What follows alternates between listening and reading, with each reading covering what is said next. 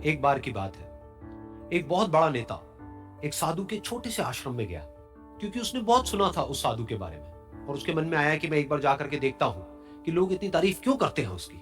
तो जब वो उस आश्रम में गया तो वहां पर एक छोटा सा कमरा था जहां पर एक कालीन बिछा हुआ था। वहां पर कुछ लोग बैठे हुए थे नीचे और साधु जी सामने बैठे हुए थे। कुछ सवाल जवाब चल रहा था। तो जैसे ही वो अंदर गया, वो अकेला नहीं था, उसके साथ में 4 बॉडीगार्ड्स भी थे और उसको ये आदत थी कि जहां पर भी वो जाता था लोग अपनी जगह से खड़े हो जाते थे, उसकी तरफ देखते थे, हाथ जोड़ते थे, अपना सर झुकाते थे।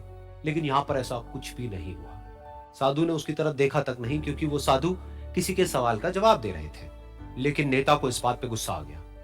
नेता को लगा कि ये मेरी बेइज्जती है। तो उस नेता ने साधु की बात को बीच में ही काटते हुए थोड़ा गुस्से से कहा, मैं आपसे कुछ कहना चाहता हूं। साधु ने उसकी तरफ देखा और बोले, आप थोड़ी देर रुकिए, पहले मैं इनके सवाल का जवाब दे लूं, उसके बाद में मैं आपसे बात करूंगा। तब तक अगर आप चाहें तो आप बैठ सकते हैं। बस साधु का इतना कहने की देर थी। नेता का चेहरा गुस्से से लाल हो गया और फिर उसने अपना सारा गुस्सा उस साधु के ऊपर निकाल दिया।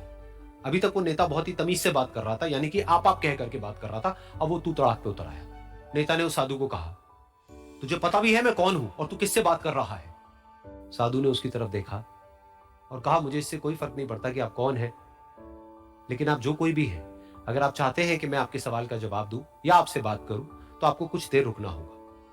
और साधु के ये कहते ही नेता गुस्से से पागल हो गया और वहीं सबके सामने चीखने चिल्लाने लग गया, अब मैं तुझे तेरी असली औकात दिखाऊंगा। तूने मुझसे पंगा लेकर के ठीक नहीं किया है। तुझे पता भी है मैं तेरे बारे में क्या सोचता हूं।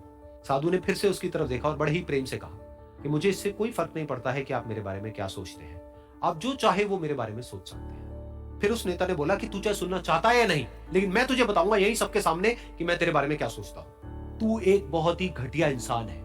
तू कोई साधु नहीं है, तू एक ढोंगी है, पाखंडी है और यहां पर जितने भी लोग बैठे हैं उन सबको बेवकूफ बना रहा है। तेरा बस एक ही मकसद है कि इन लोगों की जेब में जितना भी पैसा है वो सब तेरे पास में आ जाए। तू अपने फायदे के लिए इन लोगों का इस्तेमाल कर रहा है और अब मैं तुझे नहीं छोड़ने वाला। तेरा पर्दाफाश करके रहूंगा पूरी दुनिया के सामने। लेकिन उसके इतना बोलने के बाद भी उस साधु के चेहरे पर हल्की सी मुस्कान बनी ही रही। ये देखकर वो और दिल मिला गया और उसने कहा, अब बहुत हुआ, अब मैं यहाँ 1 मिनट भी नहीं रुकने वाला।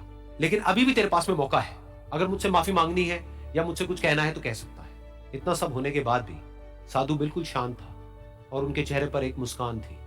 उन्होंने अपनी आंखें बंद कर ली। फिर साधु ने अपनी आंखें खोली, हाथ जोड़े और कहा कि मुझे आपसे कोई गिला शिकवा नहीं है। मेरे मन में आपके लिए कोई भी गलत ख्याल नहीं है। जो भी आपने मेरे बारे में कहा वो आपकी अपनी सोच थी।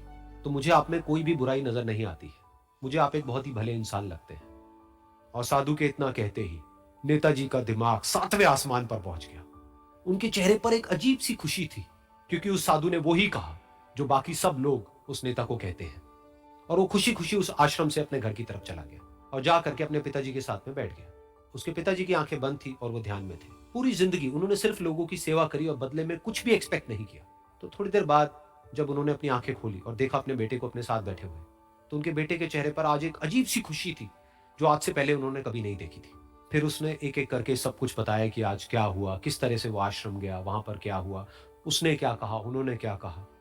तो जब इसके पिताजी ने पूरी बात सुनी तो थोड़ा सा मुस्कुराए और अपने बेटे को देख करके बोले कि उन्होंने तुम्हारी तारीफ नहीं करी है, क्योंकि उन्होंने वो नहीं कहा कि जो तुम हो, उन्होंने वो कहा कि जो वो खुद है। और तुमने जो भी कुछ उनको कहा वो नहीं कहा कि जो वो है, बल्कि तुमने वो कहा जो तुम खुद हो। यही बात वेदों में भी कही गई है, यथा दृष्टि तथा सृष्टि। ये दुनिया तुम्हें वैसी नहीं दिखती है जैसी कि ये दुनिया है। ये दुनिया तुम्हें वैसी दिखती है जैसे तुम खुद हो। जिसकी नजर जैसी है उसके लिए ये दुनिया वैसी ही है। तो अगर तुम अपनी दुनिया को बदलना चाहते हो तो उसका सिर्फ एक तरीका है, अपनी नजर को बदलो।